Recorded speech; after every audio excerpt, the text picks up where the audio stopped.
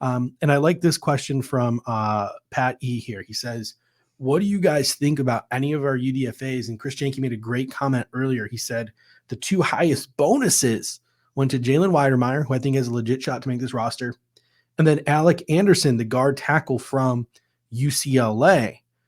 That's interesting because both me and you, when we did that wild card, 5 players who could be like this year's Delshon Phillips, we had a different UDFA. Talk about that UDFA that we had on our list as one who we think could make this team. Yeah, Kerstetter, who obviously is the sort of, I'm going to say it, he's like the prototypical Aaron Kromer style offensive lineman, right? I mean, he's a versatile guy. He's a little bit more athletic than he is strengthy, right? He's solidly, he's solid footwork, decent technique, decent to get into the second level.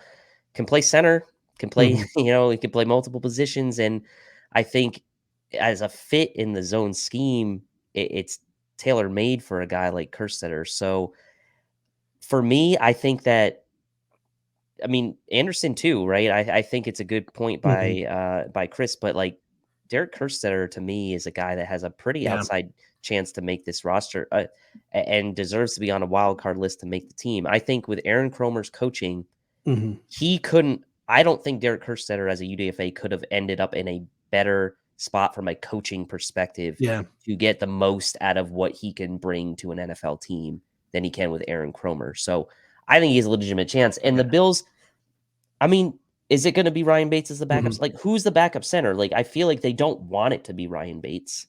They've always had John Police. Like, you're really gonna throw Greg Manx out there? Like, I don't know. That's what I'm saying. It has to be. Yeah. But if they wanted a guy in the wings who could beat out Greg Manx, right, then maybe Kerstetter could be that guy. I don't know.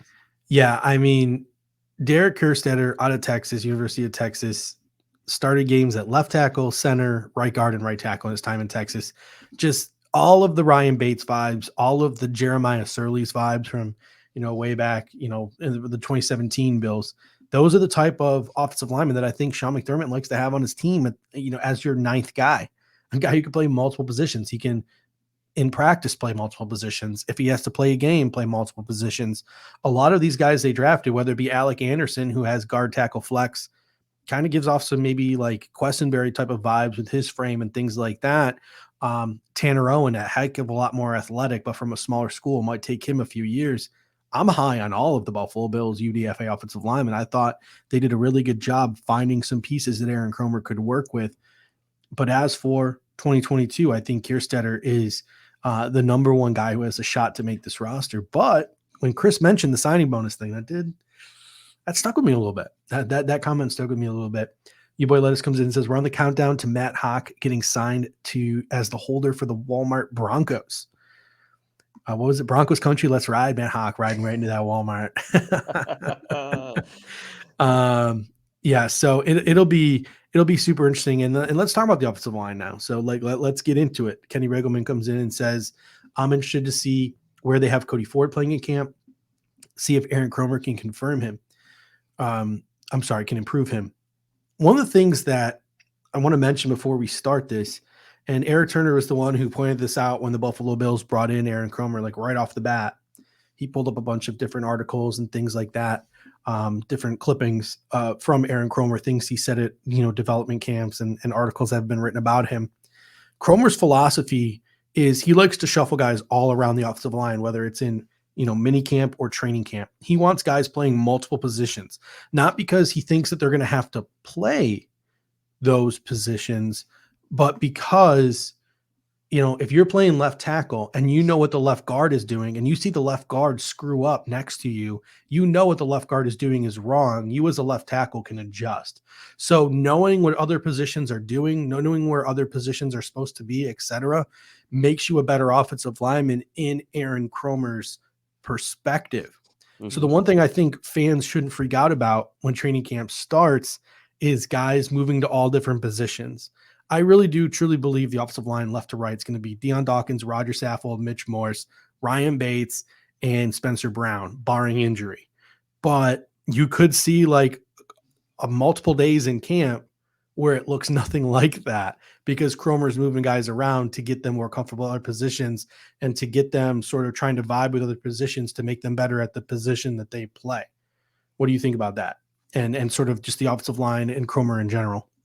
Well, one of the things I had noted, it kind of related to the first question, our first question, which was like, what's the number one thing you're looking at Mhm, on the offense in the camp? And one of the things that's near the top of my list is how is Ryan Bates going to handle himself at right guard, right? Starting with the mhm, ones. Obviously, the Bills made the big push to bring him back as the RFA, right? That was the whole one of the bigger stories of the offseason, kind of outside of like the Von Miller signing, was the Bills and the Ryan Bates saga and waiting for his tender mhm, to be matched by the Bills. And then we see the money coming in 4 years, 17 million or whatever it is. And it's structured in a way that's reasonable, obviously. But that's something that comes with some pressure on Ryan Bates now, not to mention his success last year was at left guard. Now, I'm not saying he's not going to be as successful at right guard. And this is where your point about Aaron Kromer mhm, really helps. I think a guy like Ryan Bates is like he's going to be playing multiple positions anyway in practice and has done so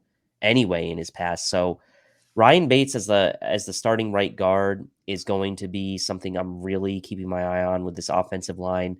And what is um what is the situation going to be and the backup interior situation, right? Is Greg Van mhm, Roten going to get reps? Is Cody Ford going to get reps? Where is he going to get reps? Is Quesenberry going to play anything on the inside or not? Is he going to stick to outside? Probably sticking to the outside.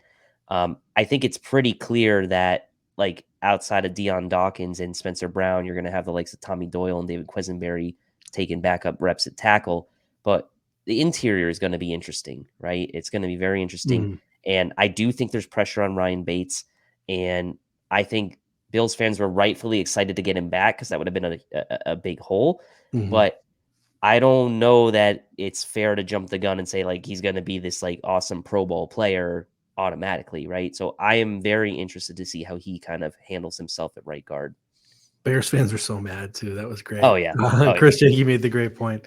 I was freaking out on Twitter. I did not want to lose Ryan Bates. And if you haven't had a chance to go back over the last week or so, the Cover One film room guys, Eric and Anthony, and the guy who decided to leave us for Eric and Anthony, Kendall Mursky, did a great job over the last week. They broke down film with Mitch Morse. They broke down film with Ryan Bates, and they broke down film with Shaq Lawson. So it was an awesome week. It was an awesome week of content from the film room guys. Head back when you have a chance, if you haven't already, and catch those shows. Super enlightening stuff. One of the things for me that I'm gonna be keeping an eye on in training camp, and Aaron Kromer is gonna mess with me because like I have. Oh, that's so nice. Pat says I'm a Ryan Bates doppelganger. I appreciate that. I'm growing the beard out in honor of Ryan Bates. That's what I'm going to tell people. It's not that I'm too lazy. I'm doing it. I'm doing it. I'm doing it to look a little bit more like Ryan Bates. But Richard Rush comes in and says, "Hey everyone, long time no see. How you doing, Richard? We appreciate you." Um, but yeah, I have like depth chart OCD, and Aaron Kromer is going to like just throw a wrench into that for me. I would love to see a situation this year. Like last year, we got into so much trouble when Deion Dawkins got hurt. We played like offensive line shuffle. When other people got hurt, we played offensive line shuffle, and there was just moving pieces everywhere.